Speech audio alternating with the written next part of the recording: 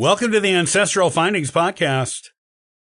Today we continue our story of the lost treasure of Francis Wainwright with Chapter 7, The Hunt for the Horseshoe.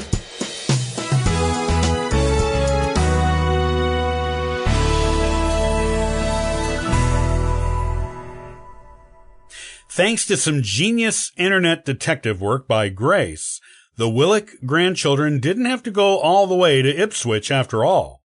As it turned out, there was no inventory of Philippa's estate, as Frances outlived her, and back in the 1600s, a married woman's estate was part of her husband's. This meant there was no need to do an inventory on Philippa, as she had no estate of her own. It all belonged to Frances.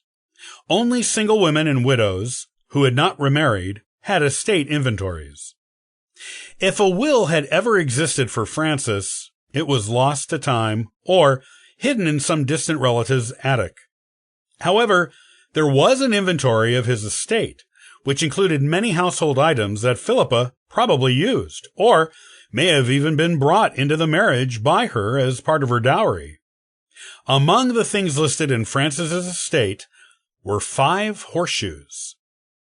As Grace pointed out to her siblings and cousins, this was strange for 2 reasons. 1, a single horse has 4 legs, so to have a 5th horseshoe made no sense. Besides that, Grace found it hard to believe, as wealthy as Francis was, that he only had 1 horse. Adam suggested maybe in Francis's old age, he only required 1 horse for riding on personal errands, rather than a stable full of them for pulling carriages and doing field work. All Willick grandchildren agreed this made sense, and it made it all the more likely that the 5th horseshoe was Philippa's horseshoe.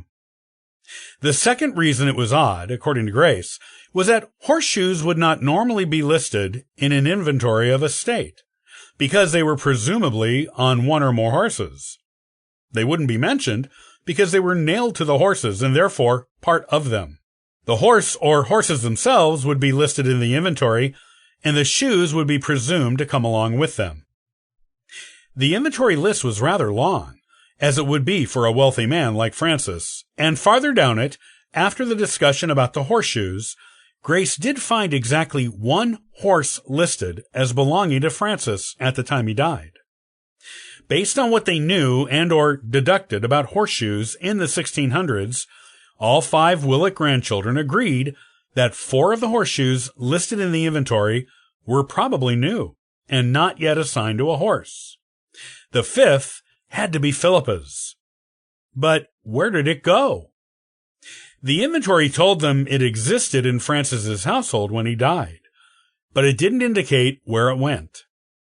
We need to look for wills and or inventories of estates for Francis's sons and the husbands of his daughters. Emily was quick to add, eager to contribute as much as she could to the search. Or the daughters themselves, if they were single or widows who weren't remarried. 3 sons and 4 daughters needed to be researched. James took John Wainwright and Francis Wainwright, Jr., Emily took Sarah Wainwright Perkins and Mary Wainwright. Adam took Martha Wainwright Proctor. Grace took Elizabeth Wainwright Cogswell. And Christine took Francis's supposed heir, the one on whose land most generations of searchers had concentrated, Simon Wainwright. They gathered at Christine's house while her husband was at work, and her kids were in preschool and elementary school, each with a laptop, except Christine, who worked on the desktop in the living room. After a couple of hours, they all had their results.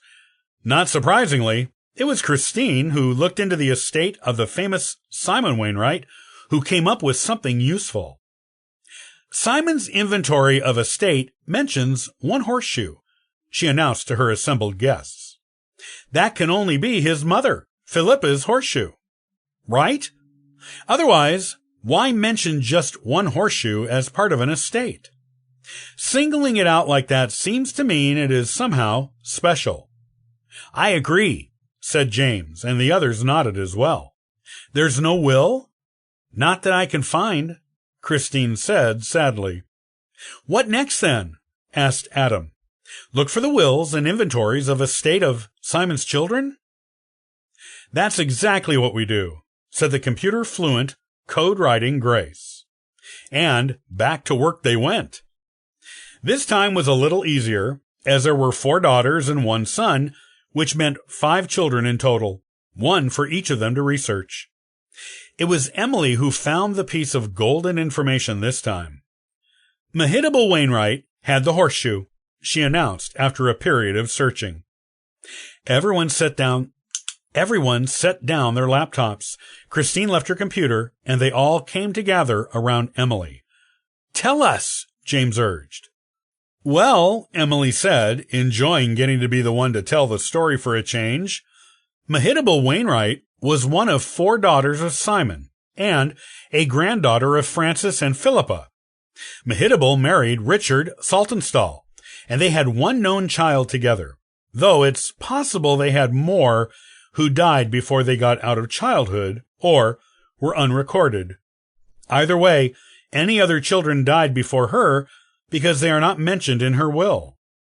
Emily grinned widely as everyone around her gasped. She had a will? Marveled Christine.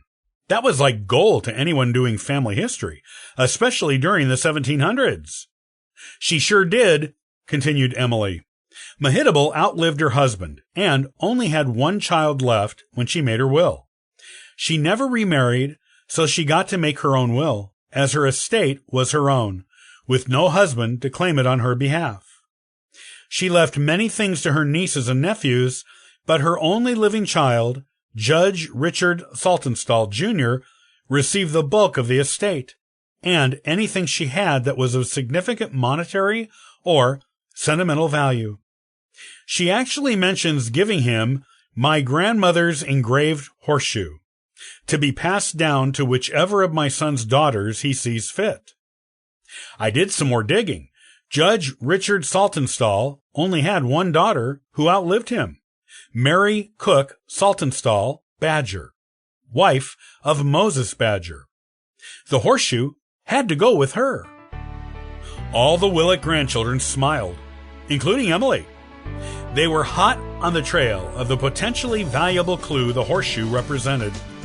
It was important enough in the Wainwright family to be mentioned in estate inventories and handed down in wills. It had to be the clue for which they were searching.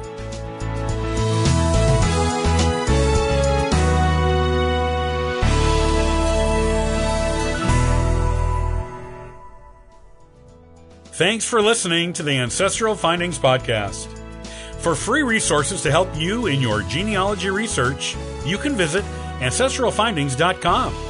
Happy searching!